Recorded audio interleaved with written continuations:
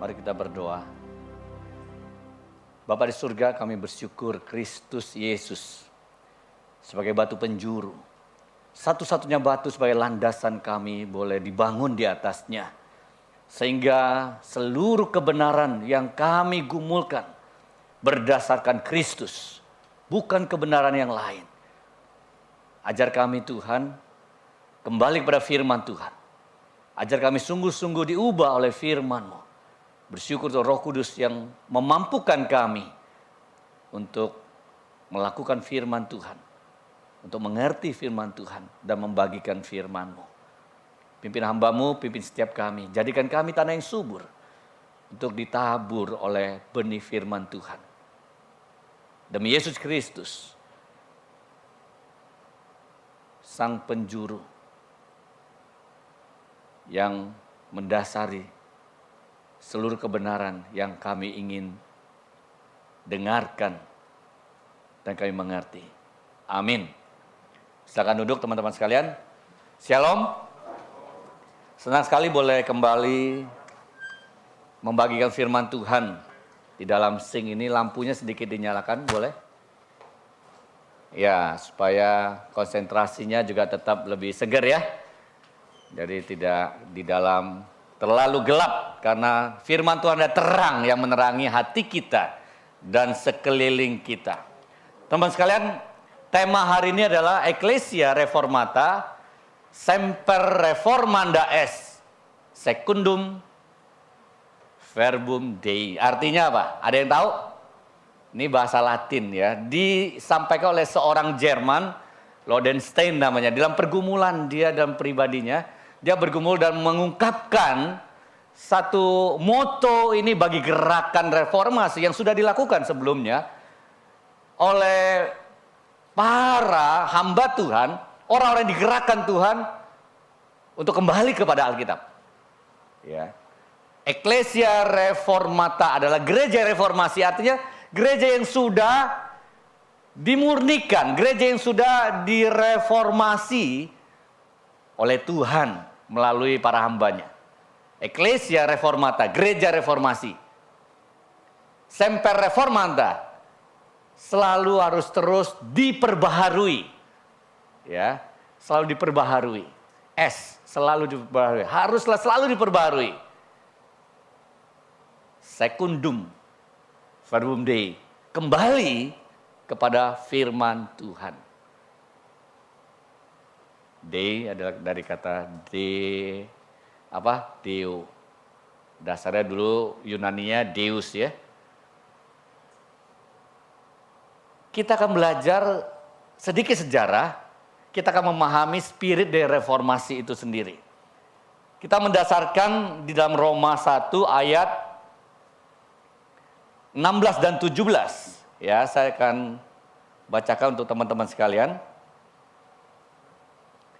Sebab aku mempunyai keyakinan yang kokoh dalam Injil, karena Injil adalah kekuatan Allah yang menyelamatkan. Ya, dunamos, kekuatan seperti dinamit. Ya, gambarannya betul-betul satu power yang bisa meledakkan, memberi pengaruh yang luar biasa. Menyelamatkan setiap orang yang percaya. Pertama-tama orang Yahudi tetapi juga orang Yunani. Konteks ini adalah Paulus yang menulis surat kepada jemaat di Roma, orang yang bukan dari orang-orang Yahudi. Memang dalam konteks kalau kita memahami kisah para rasul, waktu Roh Kudus turun, gereja mulai dibangunkan Tuhan, didirikan oleh Tuhan melalui para rasul, itu semuanya orang Yahudi awal-awal, semuanya Yahudi ya. Jadi konteksnya Yahudi, betul-betul Yahudi. Jadi makanya waktu di pasal 10-11 kisah Rasul, waktu Cornelius bertobat, pertama itu Petrus itu nggak mau ke rumahnya orang-orang yang di luar Yahudi, karena bagi dia yang sudah terima Roh Kudus pun keselamatan itu, berita firman itu harus ke orang Yahudi. Bayangkan ya, Petrus loh. Pasal 10 dan 11 Tuhan menyatakan pada Petrus dan ditulis oleh Lukas 2 kali kisah. Petrus dalam hadirat ilahi diberi penglihatan 4 tirai besar diikat ujungnya, turunkan semua binatang yang haram. Petrus mengatakan, Tuhan bukan, enggak. Ya. Ini semua makanan haram, aku tidak pernah dan tidak akan makan makanan ini. Tuhan mengatakan, apa yang Tuhan nyatakan halal, kamu tidak ngomong, enggak boleh nyatakan haram. Apa yang Tuhan katakan boleh, kamu enggak boleh katakan tidak boleh. Setelah itu dia sadar, ini bukan tentang makanan. Dan setelah itu masalahnya mereka tetap, orang Yahudi itu walaupun jadi Kristen, tetap tidak makan makanan yang haram itu. Walaupun dalam konteks lain nanti memang kita tidak lagi di bawah hukum bagi orang Yahudi makan makanan tertentu nggak boleh, bukan ya? Tapi konteks itu di Kisah Rasul 10:11, Petrus jelas sekali ini tentang Cornelius. Di dalam dia waktu kondisi seperti itu, ternyata hari sebelumnya Cornelius sudah diberi penampakan oleh Tuhan, penglihatan juga, bahwa kamu suruh orang ke rumah Simon penyamak kulit, ada seorang bernama Simon, yaitu Petrus. Ya, suruh dia kemari. Di tengah waktu orang datang, Petrus sudah dikasih tahu, turun. Ada 3 orang sudah menunggu engkau. Jadi Petrus gak ragu, ayo aku pergi ikut ke rumah Cornelius. Berita Injil kepada Cornelius yang bukan orang Yahudi. Konteksnya seperti itu. Kitab Roma ditulis pada orang-orang yang bukan Yahudi. Yang maka dikatakan Yahudi jangan sombong. Bahkan dalam Roma 10:11 menceritakan orang Yahudi, orang Israel yang digambarkan meninggalkan Tuhan, menolak Tuhan. Tuhan akan tolak mereka dan potong mereka. Kita semua Israel yang baru dicangkokkan menjadi cabang dari pohon zaitun. Reformasi seperti itu. Orang-orang yang tidak lagi mengenal kebenaran dengan benar, itu dibuang oleh Tuhan. Mereka menolak Tuhan, mereka dikeraskan karena mereka duluan keras hati seperti Firaun. Kita nyanyi Cornerstone. Yesus batu penjuru. Batu penjuru cuma satu, waktu mau bangun itu pusatnya. Semua bangun dasarnya itu. Orang Yahudi, orang Israel, semua diterima, Yesus pun dibuang. Yang lain diterima, tradisi dibuang. Batu-batu kerikil yang enggak kuat diterima. Batu penjuru dibuang. Yesus mengatakan di dalam perjanjian lama dikatakan justru batu penjuru itu menjadi batu sandungan bagi mereka. Bayangkan kan Yesus datang ke depan mereka di dalam sinagog mereka, menunjukkan dia Tuhan, mengampuni dosa dengan kuasa Allah, ya, membangkitkan orang mati, menyembuhkan orang yang sakit dan sebagainya. Mereka tetap menolak, bahkan menyalibkan dia. Yesus memberikan reformasi. Sebelumnya Tuhan utus para nabi, memberikan reformasi, mereka bunuh. Mereka lempari batu, mereka tolak. Sampai Yesus Tuhan datang sendiri, memberikan reformasi. Mereka tolak. Teman-teman, Yesus itu mereformasi apa yang dipegang di perjanjian lama. Yesus tidak pernah mengubah firman Tuhan. Firman Tuhan tetaplah firman Tuhan.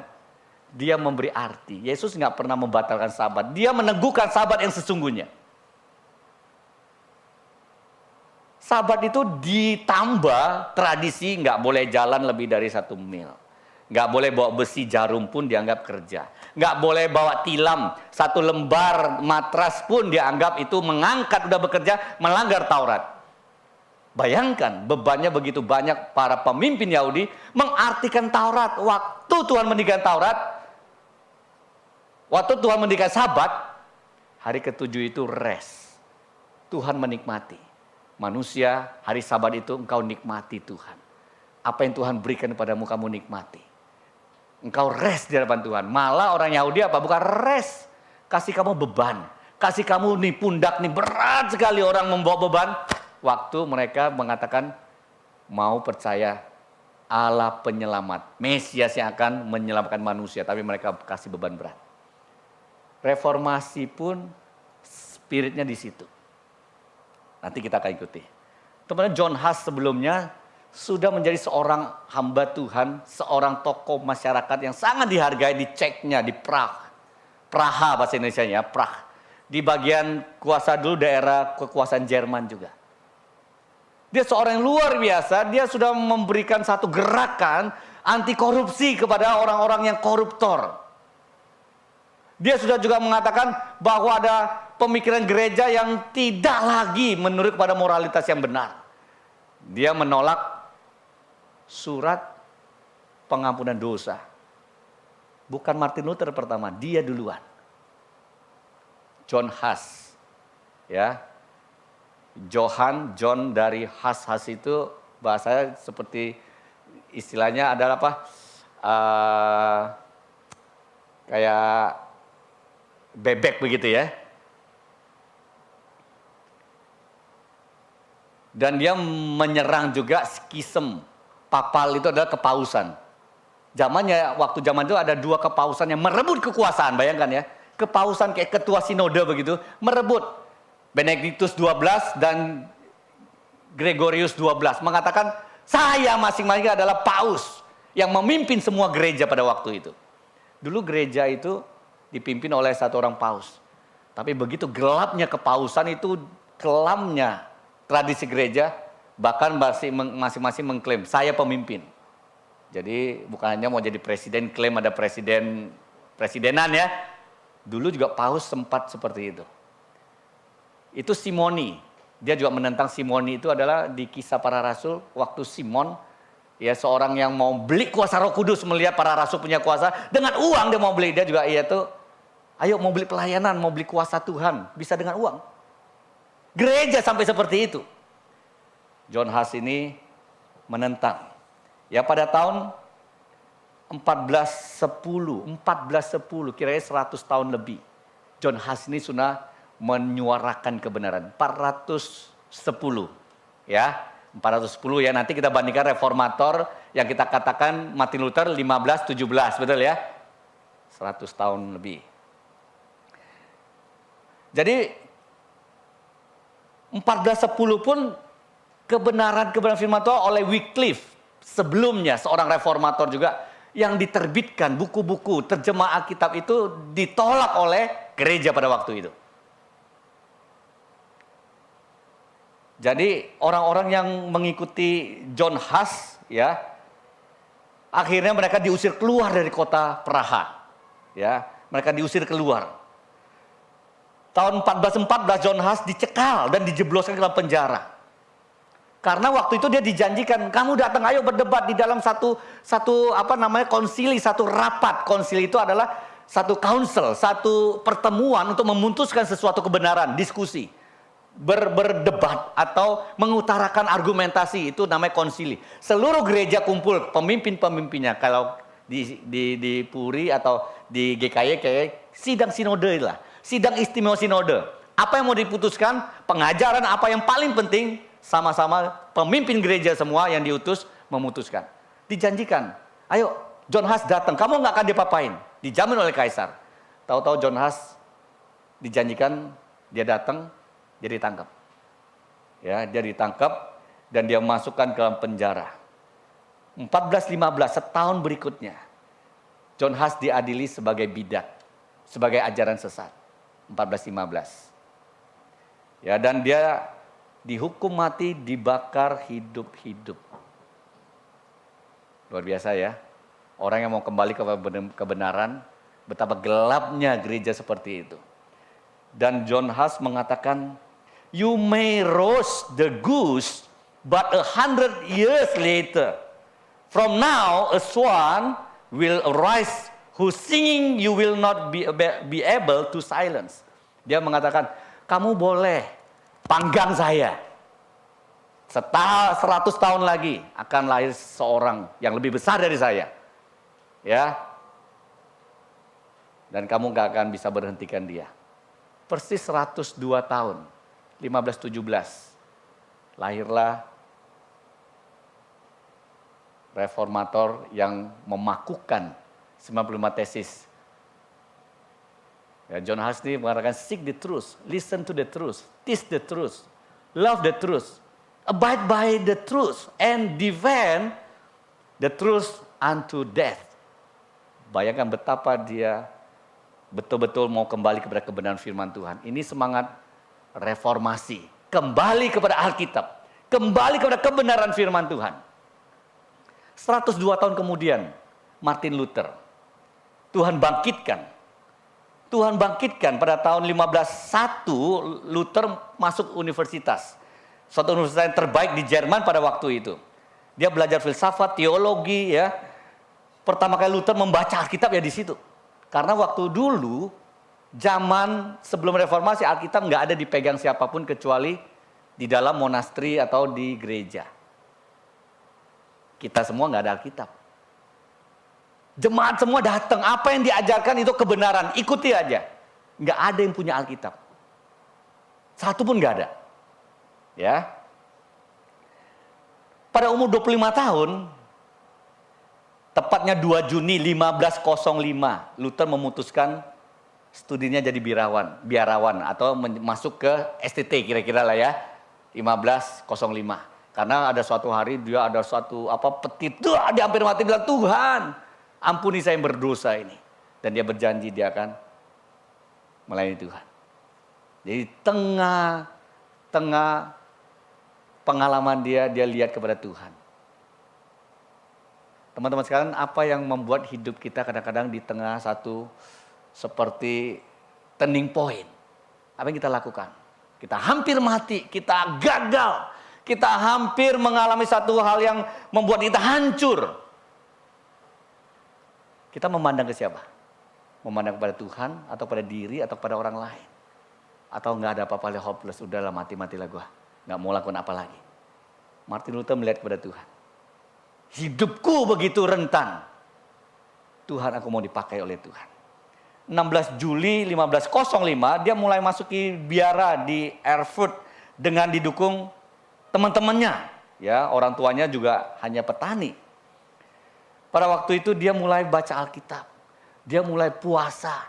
Dia mulai betul-betul dekatkan diri. Dia seorang yang paling berdedikasi sebagai seorang biarawan di monasteri pada waktu itu. Luar biasa. Dia tahu dirinya tidak layak. Dia semakin mencintai Tuhan, cuma mencari hadirat Tuhan. Dia tahu dia tidak layak.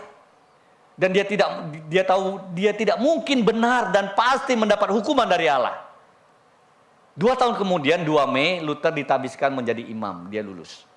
Pemimpin biara namanya Staupitz mengirim Luther kembali melanjutkan sekolah teologi di Wittenberg.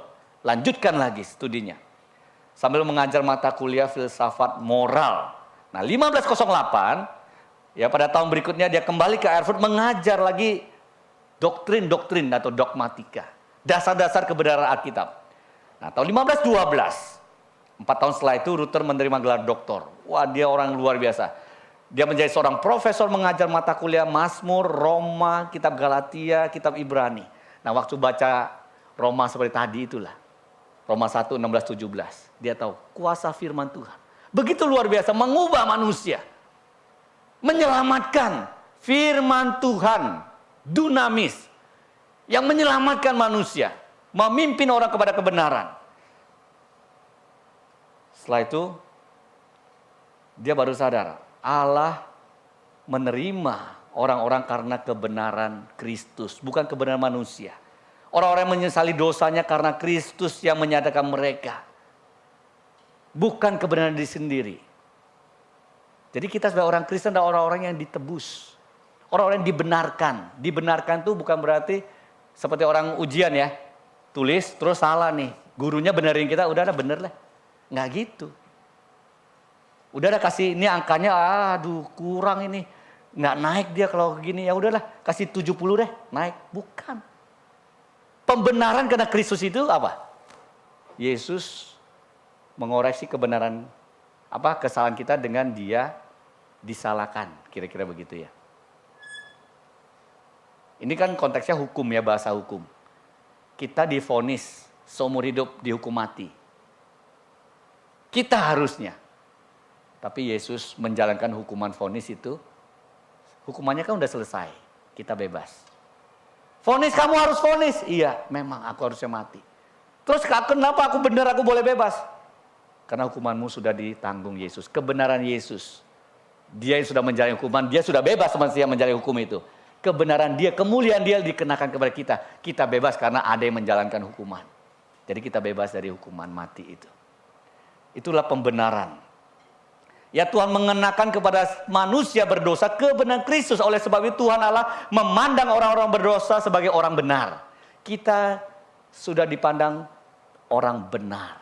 Karena kebenaran Yesus Kristus, bukan kita. Bukan apa yang kita mampu. Jadi Luther mulai sadar dan mengumumkan, dan dia menulis, aku mulai sadar bahwa kebenaran Allah itu harus disambut dengan iman.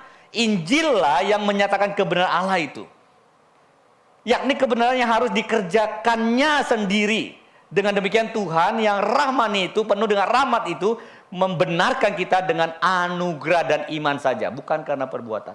Karena orang waktu itu sama, bebannya luar biasa. Bebannya luar biasa. Harus lakukan ini, lakukan itu. Harus berlutut, minta pengampunan dosa ke gereja. Berlutut, naik ke mimbar, ke altar. Berlutut seorang jemaat mau minta ampun dosa. Nggak mampu, kamu mau sekarang diampuni dosanya. Orang yang sudah mati mau diampuni dosanya, beli surat pengampunan dosa. Orang mati itu bisa nanti bebas dari api penyucian atau purgatori dengan yang masih hidup. Ingatlah saudara-saudara kalian, orang tua kalian yang kalian kasih.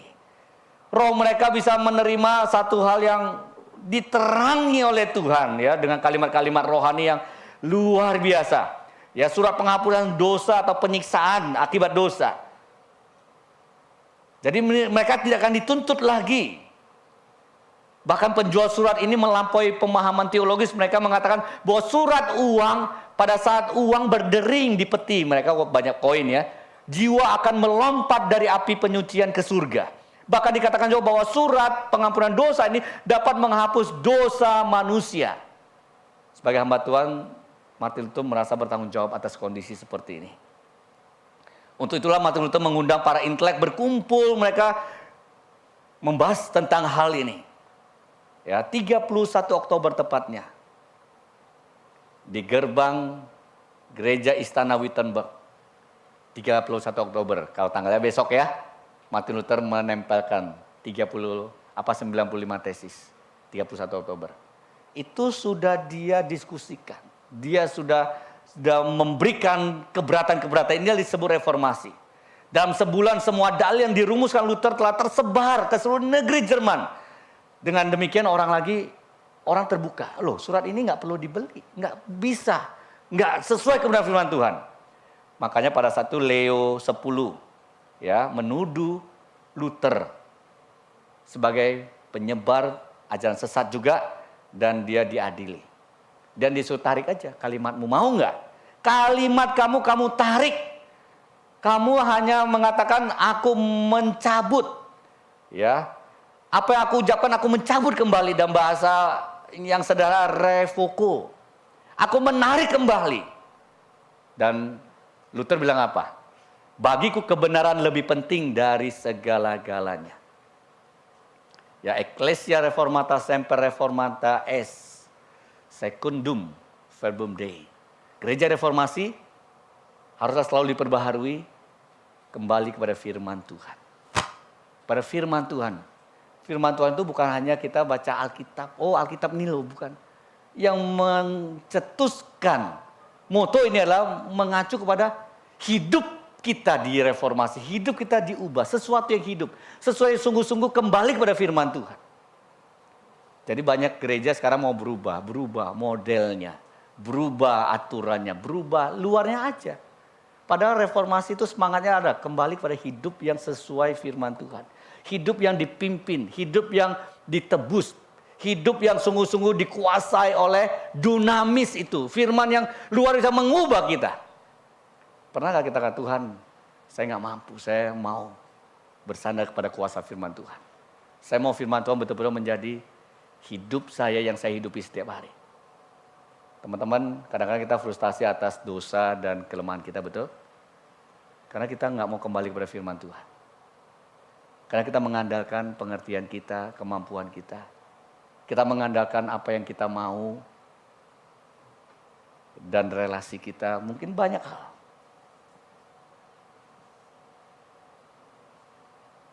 Apa yang kita rubah saat ini? Ya, reformasi bukan reformasi cuma doktrin. Bukan reformasi ketidakmengertian lalu mengerti.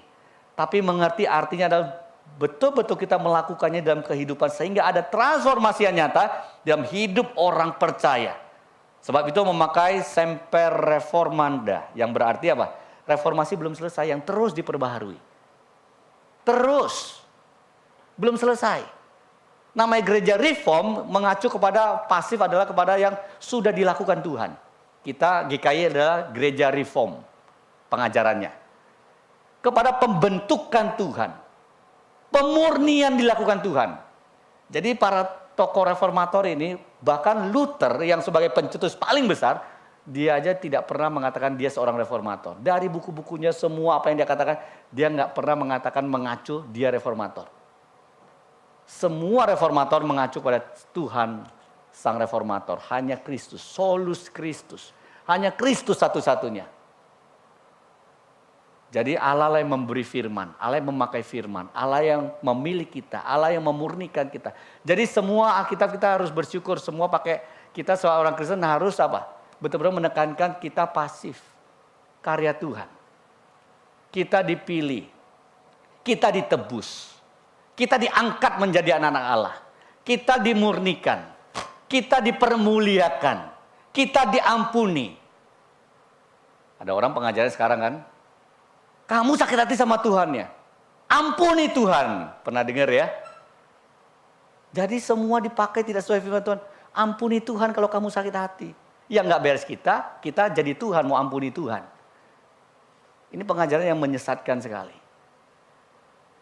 Kita harus minta Tuhan ampuni saya. Kenapa saya nggak beres? Kenapa hidup saya begitu kotor? Ampuni saya Tuhan. Kembali pada Alkitab. Ada hamba Tuhan mengajarkan, kamu sakit hati ya sama Tuhan ya. Kamu merasa doamu gak dijawab. Yang salah Tuhan berarti. Tuhan janji gak dijawab ya. Dia baca Tuhan berjanji, padahal dia salah memberi janji. Alkitab tidak berjanji seperti itu. Bolak-balik, bukan kebenaran Alkitab. Terus berarti Tuhan salah. Kamu pegang janji, Tuhan gak kasih kamu apa yang kamu mau. Kamu doa kata mau dikasih, kamu gak dikasih. Kamu sakit hati, kamu lari dari Tuhan. Sekarang ampuni Tuhan biar kamu beres. Memutar balikan Alkitab, memutar balikan pemahaman jiwa dan hati. Dan dia merasa aku beres, Tuhan yang salah, Tuhan aku udah ampuni. Kita jadi Tuhan. Semangat reformasi betul-betul yang berubah adalah kita kembali kepada firman Tuhan.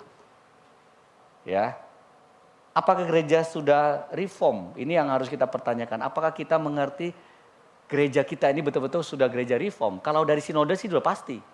Kita ada gereja reform yang berdasarkan apa yang dituntut oleh para reformator abad ke-13, ke-14, ke-15. Sampai ke-16 dan seterusnya sampai hari ini. Apakah kita udah reform belum sebelumnya? Jangan-jangan kita mau berubah terus. Kita nggak tahu kita reform atau enggak. Kita sudah dibentuk sesuai dengan firman Tuhan belum? Sudah benar belum? Udah nggak benar mau berubah jadi apa? Nggak tahu patokannya. Ya sama orang Yahudi, patuh penjuru Yesus sudah dibuang. Mereka mau patokannya apa? Apa yang dilakukan semuanya ngaco. Bukan kebenaran lagi. Yang kedua, reformasi ini belum selesai. Teman-teman sekalian, belum selesai. Tuhan mau mengubah setiap kita, setiap pribadi. Kita bergumul setiap hari. Firman Tuhan seperti apa ya bicara kepada saya. Perubahan itu nggak harus dari kita udah ngerti semua. Ya, baru kita doakan, baru kita bisa lakukan. Enggak seperti itu, salah satu metode aja. Ya, knowing, being, doing ya, pernah dengar ya? Itu hanya salah satu firman Tuhan bekerja. Ada yang Tuhan bisa bekerja, pokoknya saya nggak terlalu ngerti, tapi saya tahu hati Tuhan seperti ini. Saya harus mengampuni, saya harus mengasihi, saya harus berkorban. Padahal belum ngerti. Banyak hal Tuhan bisa memberi apa? Hati yang baru itu dengan tindakan yang sungguh-sungguh sesuai hati Tuhan. Kita belum banyak mengerti. Tapi Alkitab juga mengatakan iman harus berdasarkan kebenaran firman Tuhan. Iman harus tumbuh karena firman Tuhan. Kalau kita makin beriman, kembali pada firman lagi. Bukan kita digerakkan Tuhan seperti itu, kita terus tanpa firman. Jadi Tuhan mengubah kita, memberkati kita banyak cara. Ya, ada orang dari sekolah minggu diajarin. Dia baru bisa dengar Injil. Ada yang malah dia mengeraskan hati. Ada yang tahu-tahu seperti jemaat GLC satu. Dia sembahyang 5 waktu gitu ya. Waktu dia sembahyang Tuhan menampakkan terang. Bicara kepada dia. Dia bertobat. Dia bilang itu pasti pribadi yang aku gak kenal tadinya. Siapa dia? Dia ikut katekisasi. Dia dibaptis di sini. Dia sekarang kembali melayani di GKY Green Lake City. Macam-macam. Dia kan gak tahu firman Tuhan dulu semua ya. Baca teori Yesus juru selamat ini belum. Tapi itulah karya Tuhan. Itulah gerakan reformasi yang Tuhan berikan kepada hati kita. Nah teman-teman, saved by grace, ya manusia pasif.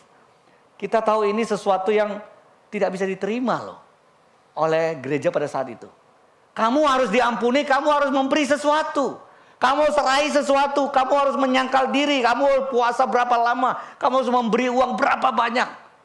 Bukan orang mati saja, kamu pun bisa dilepaskan dari api pengampunan, penyucian itu kalau kamu melakukan sesuatu, lakukan sesuatu, lakukan sesuatu. Satu prinsip pasif, saved by grace. Ya, kita diselamatkan oleh kasih karunia. Kasih karunia bukan karena perbuatan. Kalau karena perbuatan bukan kasih karunia lagi. Kasih karunia adalah grace. Ada grace ya? Mana grace? Di mana grace? Ini ya? Bukan ya? Oh itu dia, kok mirip-mirip pakai masker sih ya. Grace, anugerah. Anugerah adalah yang tidak layak kita jadi tetap dikasih, itu namanya anugerah. Harusnya kita dapat hukum, harusnya kita mendapat sesuatu yang atas perbuatan kita adalah kita hukuman. Hukuman adalah sesuatu yang pantas dan layak kita terima. Anugerah, sesuatu yang tidak layak kita terima, itu namanya anugerah. Bukan hak kita. Bukan hak kita, gak bisa tuntut, itu adalah anugerah. Anugerah ya, yang tidak layak kita dikasih. Kita bilang itu anugerah.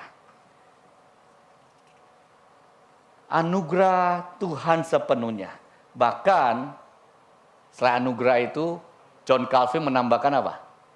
Predestinasi. Sebelum kamu bisa melakukan sesuatu pun, Tuhan sudah memilih kamu. Sebelum kamu lahir pun Tuhan sudah menetapkan dia akan memilih sebagian, termasuk kita. Bayangkan, bukan hanya anugerah aku dikasih dari Tuhan. Sebelum aku lahir, Tuhan sudah menetapkan engkau akan menjadi umat pilihanku. Jadi betul-betul semua dari Tuhan. Dari Tuhan. Dari atas. Ya, Roma kan sudah ceritakan ya. Bagaimana orang bisa mendengar firman kalau nggak ada yang beritakannya? Bagaimana orang beritakan kalau nggak ada yang membawakannya? Bagaimana orang membawakannya kalau nggak ada yang diutus? Bagaimana bagaimana orang yang bisa diutus kalau nggak ada yang panggil? Dan sebagainya. Tapi itu semuanya dari atas. Kalau orang pertama bisa diutus dulu dari mana? Dari atas memanggil. Ya kan? Kalau dia bisa menyamai firman Tuhan, siapa yang kasih firman? Iya, dari pertama itu yang utus, yang memberi firman. Baru nanti manggil orang lagi. Jadi reform teologi adalah betul-betul Roma 11. Dari dia, oleh dia, dan bagi dia kemuliaan sampai selama-lamanya. Jangan heboh ya. Perbuatan baik kita satu pun tidak layak kita anggap bisa nyelamatin kita. Iman Kristen betul-betul saved by grace. Anugerah Tuhan. Bayangkan ya kalau kita karena hebatnya kita sampai surga kita bilang, wah karena gua hebat, kok lu bisa di sini? Kita bilang sama yang lainnya, lu kan dulu begini. Gua kan hebat, kenapa gua bisa? Gua dapat sesuatu, lu di bagian situ ya, gua dong begini. Kalau semua karena perbuatan kita masuk surga tuh naik begini, wah gua layak nih ya. Gua masuk karena gua bisa lakukan sesuatu, gua berjasa. Kalau di surga begitu, surganya mengerikan sekali ya. Semua kita masuk surga itu semua tunduk kepala. Malu sama Tuhan. Tuhan, gue yang gak layak, Tuhan layakkan. Gue gak setia, Tuhan terus setia mengasihi saya. Gue gak bisa apa-apa, gue berdosa, gue harus dihukum. Kok gue bisa di sini ya Tuhan? Di sini pun gue gak layak. Gue hanya bisa memuliakan Tuhan. Bersyukur atas kebaikan, kesetiaan Tuhan. Gue bisa di sini, gue gak ada lagi lihat orang lain. Gue lihat diri aja udah malu. Semua yang datang masuk surga itu sama pemikirannya. Tuhan mengatakan, mari hambaku. Nikmati bersama. Yang nggak setia, yang setia semuanya sama-sama malu. Yang merasa lebih hebatmu malu. Jadi nggak ada yang dipandang sebelah mata sesama kita karena semua kita nggak setia. Tuhan yang menilai kita. Tuhan yang menilai kita. Yang paling setia pun anggap diri paling tidak setia. Seperti Paulus kan. Dari semua orang yang paling hina, aku yang paling hina. Dia bisa memandang diri seperti itu. Kita lihat imannya luar biasa, tapi dia aja pemahaman, saya dari paling yang hina, aku yang paling hina. Aku gak layak dibanding Kristus kemuliaannya. Makanya kita waktu bisa melayani, kita itu apa? Diberi kesempatan. Diberi waktu oleh Tuhan. Diperkenan oleh Tuhan. Bukan aku bisa, milik saya. Aku harus melayani, aku harus memberi. Kalau kita pandang begitu, makanya kita rebutan pelayanan. Makanya kita marah kalau gak diberi kesempatan. Makanya kita marah kalau gak dihargai. Makanya kita marah dan kita merasa aku gak diperhatikan karena apa? Aku gak dikasih tempat. Padahal pelayanan kan Tuhan yang kasih, nggak dikasih pelayanan nggak akan habis. Tuhan mengatakan pelayanan itu adalah betul-betul apa yang kamu lihat di sekitar kamu. Matius 25 kan, waktu aku lapar, kamu memberi aku makan. Waktu aku di penjara, kamu menjenguk aku. Waktu aku sakit dan sebagainya, Tuhan mana? Tuhan mengatakan apa? Kepada siapapun orang yang paling hina, engkau melakukannya, engkau melakukan untuk aku. Itu reformasi hati yang Tuhan kerjakan. Enggak lihat kepada pelayanan mau dapat sesuatu. Kalau kita hebat, kita merasa orang yang lebih dekat Tuhan. Orang makin merasa dia dipakai Tuhan, dia makin sadar. Dia orang yang semakin tidak layak, Tuhan percayakan, Tuhan percayakan. Jadi kita jangan sampai merebut kemuliaan Tuhan ya begitu. Memang aku pantas seperti ini. Memang aku punya aku. Kalau diambil kita marah. Teman-teman, praktekkan hidup seperti ini. Dari muda. Suatu hari kita baru sadar, iya ya Tuhan ini mau memurnikan saya sebagai konsep dasar ini deh. Yang salah satu, mereformasi hati hidup saya. Semuanya dari Tuhan kok. Apa yang bisa kita lakukan? Dari Tuhan. Pekerjaanmu diambil. Percayakan kepada Tuhan. Tuhan yang kasih kesempatan. Kesehatanmu diambil. Bukan tentulah semua dari Tuhan yang ambil ya. Tuhan yang beri sebelumnya. Diambil karena kelalaian kita, karena si jahat, karena kesalahan orang lain. Diambil. Tuhan yang udah kasih saya hidup. Kalau ini pun saya tidak miliki lagi. Tuhan yang kasih, Tuhan yang mau ambil. Melalui banyak cara Tuhan izinkan itu. Saya ikut Tuhan. Kayak Ayub kan. Bukan Tuhan yang ambil kesehatannya. Bukan Tuhan ambil hartanya. Bukan Tuhan ambil nyawa anaknya. Dia mengatakan, semua dari Tuhan kok yang izinkan. Kira-kira begitu, waktu awal dia belum memahami semua ya. Tapi dia paham cuma semua dari Tuhan. Aku datang telanjang, aku akan pergi telanjang. Terpujilah Tuhan. Dia gak pernah menghujat Tuhan. Tapi waktu pergumulan tidak mudah. Tapi terakhir hidupnya dia sadar.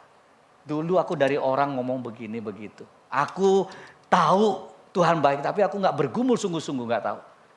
Akhirnya dia sungguh-sungguh mengenal Tuhan. Teman-teman sekalian, bagaimana kita mengenal Tuhan? Bagaimana hidup kita? Kembali gak kita kepada firman Tuhan yang mengubah kita? Alkitab, firman Tuhan yang berkuasa, menyelamatkan kita. Firman Tuhan yang betul-betul kita sandar. Firman Tuhan yang sudah mutlak bagi kita kalau kita mau selidiki, kita mau apapun itu. Kebenaran Alkitab itu kebenaran yang sangat sempurna. Yang tidak ada moralitas yang lebih dari Alkitab. Tidak ada nubuat yang seakurat Alkitab. Tidak ada fairness, kejujuran seperti Alkitab. Alkitab sungguh-sungguh menjadi satu hal yang harus kita pegang. Bukan hanya pegang, kita hidupi. Kita percaya, itu firman Tuhan. Alkitab berkuasa. Jangan setengah-setengah, percaya. Ingat Alkitab mengatakan kita tidak harus lepas dari penyakit, tidak harus lepas dari penderitaan, tidak harus lepas daripada pergumulan. Tidak ada sesuatu memisahkan kita dari kasih Kristus kok. Semua itu bisa kita alami. Alkitab udah ngomong, nah terus siapa yang bilang janji? Tuhan kasih kamu sembuh, Tuhan kasih kamu berkat. Tuhan kalau enggak, Tuhan salah. Kamu sakit hati sama Tuhan, ampuni Tuhan. Siapa yang ngomong gitu? Semua manusia berdosa. Waktu dia salah mengartikan Alkitab dan firman Tuhan, itu seperti orang Israel. Puasa seperti ini. Doa seperti ini loh. Panjang-panjang.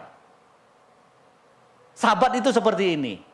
Yesus kembali kepada perjanjian lama. Dia menegakkan perjanjian baru dengan menerangi. Itu maksudnya seperti ini. Semua Yesus lakukan tidak membatalkan seluruh hukum yang dia beri sendiri melalui Roh Kudus. Jadi perjanjian lama itu Tuhan teguhkan, Tuhan tafsirkan ulang yang benar. Tuhan reformasi lagi hidup orang yang salah menerapkan firman Tuhan. Teman-teman sekalian, banyak firman Tuhan yang kita salah terapkan. Kita perbaiki. Ya, kita kembali. Oh iya. Karena reform itu artinya semangatnya kembali kepada firman Tuhan. Kalau kita suatu hari baru sadar.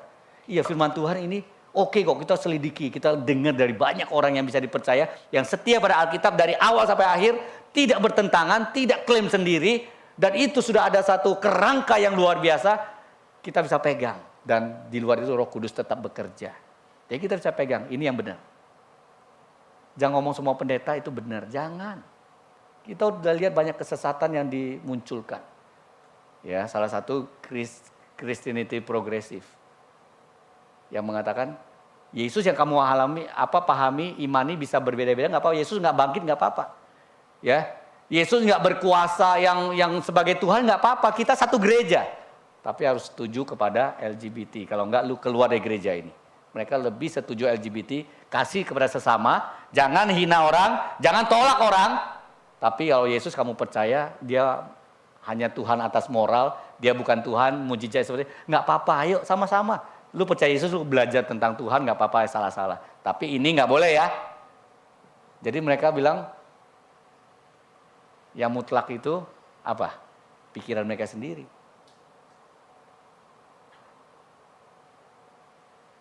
Mereka katakan, Yesus gak mutlak.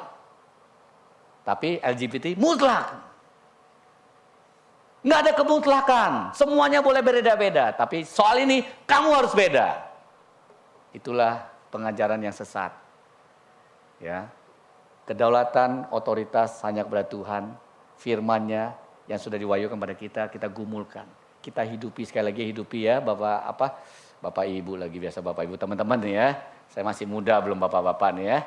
Selalu saya masih muda kok, pikiran sampai hari ini belum lebih dari 30 tahun pokoknya. Setiap kali khotbah, setiap kali main basket masih 20-an pokoknya ya. Hidupi. Walaupun kita bergumul, susah nggak susah. Dosa kita udah setumpuk apa nggak tahu deh. Udah nggak bisa dipikirin berapa ukurannya, pakai timbangan, kayak pakai ukuran besar, pakai ukuran udah menjalar kayak kanker, udah luar biasa. Tapi ingat, kuasa firman Tuhan melalui Yesus Kristus mampu mentransformasi kita. Jangan putus asa.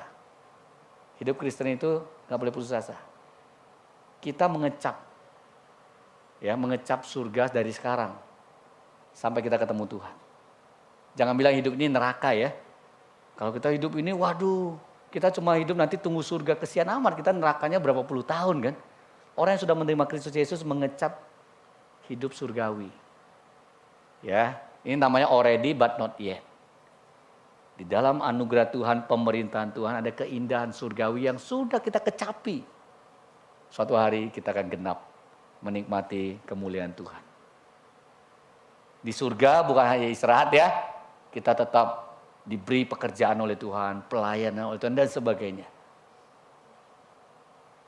Nanti kalau di surga cuma diem aja, nyanyi aja, capek kita ya. Tapi banyak hal yang Tuhan kasih lagi. Ya, dalam hidup ini juga kita sama, terus dipakai Tuhan sampai Tuhan datang kembali. Dan Tuhan akan menjadikan kita orang-orang yang dipakai Tuhan, menikmati Tuhan di dalam berbagai hal yang Tuhan akan berikan. Jadi pada hidup kita ini already but not yet. Sekarang nih dunia Tuhan bekerja, Tuhan sudah menebus kita, Tuhan sudah hadir. Memakai kita. Suatu hari nanti Tuhan datang kembali, kita akan dipulihkan. Bumi ini akan dipulihkan, Tuhan akan turun dari surga. Memerintah menjadi surga. Yaitu bumi yang dipulihkan ini. Makanya jangan rusak bumi. Ajar reform itu begitu. Tubuhmu makanya enggak terima Yesus, tiba-tiba dikasih tubuh baru jadi Superman yang lain gitu kan. Dihancur, jadi tubuh yang baru. Enggak. Kita diperbaharui. Roh yang sama, dikasih roh Kudus memperbaharui kita. Tubuh yang lama Tuhan terus pimpin, Tuhan jaga. Suatu hari kita memang hancur, nanti tubuh kita akan dibangkitkan, dipulihkan lagi dari tubuh yang sama. Artinya nanti kamu dikremasi, dibuang ke laut, dikubur dan apa, kamu akan dibangkitkan dari situ. Ajaib ya. Ini ajaran Alkitab. Ini kuasa firman Tuhan yang bisa menciptakan kita dari yang tidak ada menjadi ada. Nanti yang dari sudah ada jadi debu, jadi air, jadi apa, menjadi tubuh yang baru, tubuh kemuliaan. Dan dari tubuh itulah kita menikmati persekutuan dengan Tuhan dan sesama. Nantikan itu dan jadikan itu dalam hidup sehari-hari sekarang. Hidup kita ini saling bersekutu, menikmati Tuhan. Berbagi, saling menguatkan. Sekarang juga ini gambaran dari surga akan datang. Walaupun di sini nggak sempurna. Inilah tunjukin, berjuang seperti para reformator ya. Perjuangkan itu, kalau salah ngomong. Berani kembali ke kebenaran. Berani bertanggung jawab. Benar ya, defend unto death. Berani gak kita? Berani gak? Gak gampang ya. Itu para reformator sudah lakukan. Kalau ada yang kurang benar dari pendapat teman kita, gereja, tanyakan, diskusikan. Firman Tuhan ngomong begini, diskusikan. Kalau kita salah ya jangan ngotot, kembali ke Alkitab. Tapi kalau kita benar, seperti Luther, seperti John Huss, seperti Calvin, seperti para pengikutnya, mereka berani mempertaruhkan diri sampai maut. Mereka berdiri bagi kebenaran dan kemuliaan Tuhan. Mari kita berdoa. Bapa di surga, kami bersyukur reformasi yang Kau kerjakan. Engkau kerjakan sepanjang zaman Tuhan ciptakan manusia. Sampai hari ini kami manusia dalam dunia ini bergumul. Tapi kami bersyukur Tuhan mau mereformasi kami. Tuhan mau kembalikan kami kepada kebenaran-Mu, hati-Mu, hidup-Mu, tujuan yang Kau berikan kepada kami. Kau berkati setiap pemuda di tempat ini, memberikan betul-betul reformasi. Kembali kepada firman Tuhan.